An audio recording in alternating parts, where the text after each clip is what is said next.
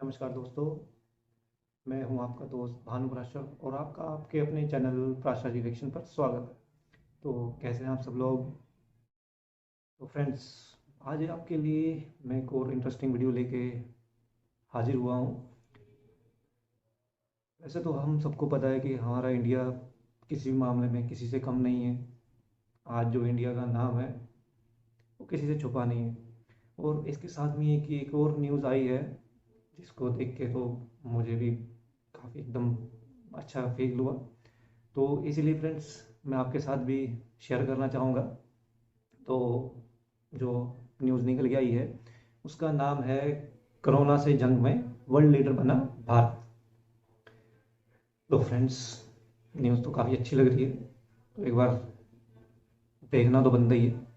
तो चलिए फ्रेंड्स, आप और मैं मिलकर इस न्यूज़ को देखते हैं।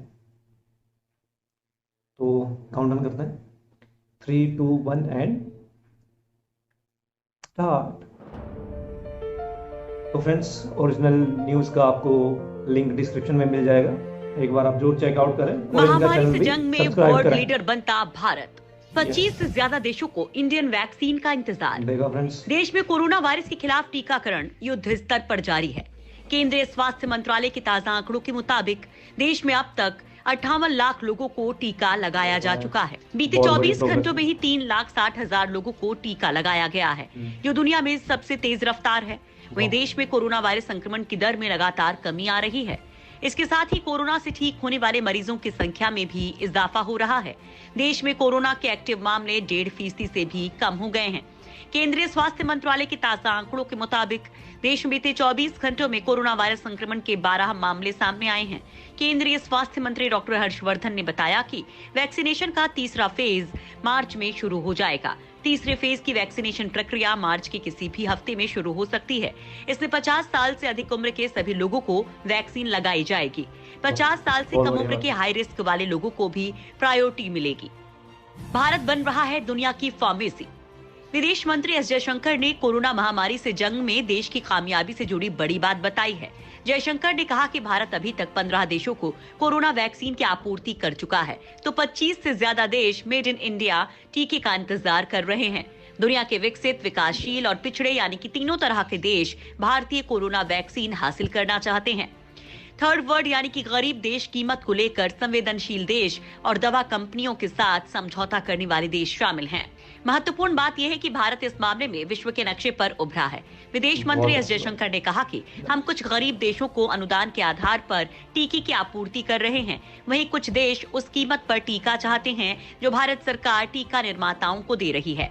जयशंकर ने यह भी कहा कि प्रधानमंत्री नरेंद्र मोदी देश को विश्व की फार्मेसी के तौर पर स्थापित करना चाहते हैं। भारत फिलहाल अफगानिस्तान, अल्जीरिया, बांग्लादेश, भूटान, ब्राजील समेत 25 से ज्यादा देशों को वैक्सीन दे रहा है।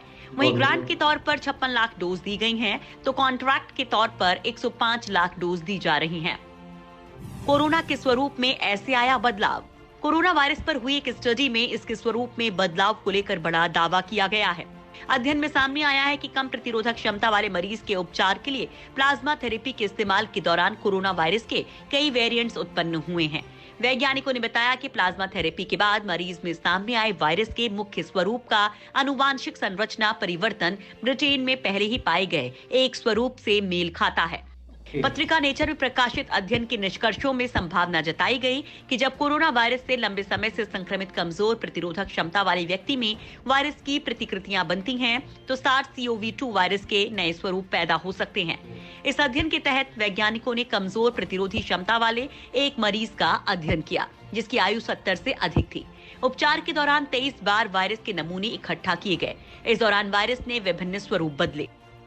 भारत में हारा कोरोना, एक्सपर्ट हुए हैरान। देश में कोरोना वायरस संक्रमण की दर लगातार घटती जा रही है। कुछ महीनों पहले जहां एक दिन में 90,000 से ज्यादा कोरोना संक्रमित मिलते थे, वहीं अब ये संख्या 10,000 पर चल रही है। दुनिया भर के एक्सपर्ट्स ने भारत में कोरोना संक्रमण के मामले में आई गिरावट को लेकर कई थियरीज बताई हैं। हालांकि हैरान करने वाली बात यह है कि त्योहार के सीजन यानी कि अक्टूबर और नवंबर में भी भारत में कोरोना के मामले गिरते नजर आए।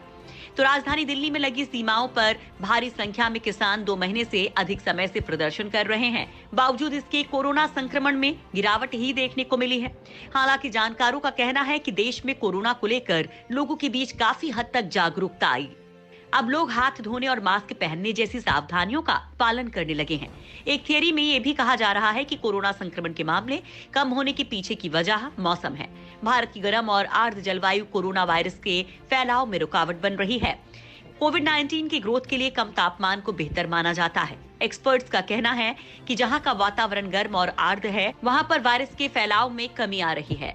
वहीं कुछ एक्सपर्ट्स की ये भी राय है कि आम लोगों में कोरोना के प्रति काफी हद तक इम्यूनिटी विकसित हो चुकी है। भारतीय लोगों ने मलेरिया, डेंगू, टाइफाइड और हेपेटाइटिस जैसी बीमारियों का सामना किया हुआ है। ऐसे में अब ज्यादातर लोगों में कोरोना जैसे वायरस से लड़ने की क्षमता पहले ही विकसित हो चुकी है। हालांकि एक्सपर्ट्स की तमाम थियरीज भी किसी एक नतीजे पर नहीं पहुंच पा रही हैं। लेकिन कोरोना जरूर धरातल पर पहुंच रहा है, जो भारत की जीत की ओर इशारा कर रहा है।